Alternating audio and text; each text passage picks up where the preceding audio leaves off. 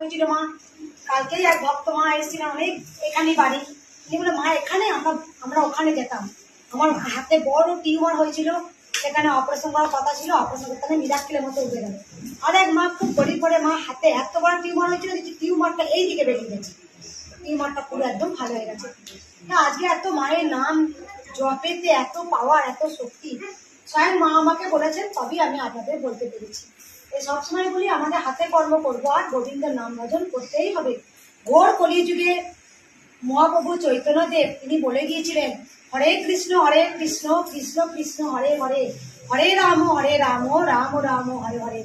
এই মহামন্ত্র কিন্তু আপনাদের মুখে বলতেই হবে। তাই আমরা যখন ঘুম থেকে উঠে আমরা বলি হরি আমাকে এটা দাও সেটা দাও, কিন্তু আমরা কিন্তু কেউ একবার বলি যে হে প্রভু তুমি কেমন আছো প্রভু, তোমার জন্য এই জগতে এলাম, তোমার জন্য আমরা এখনো ভালো আছি, তোমার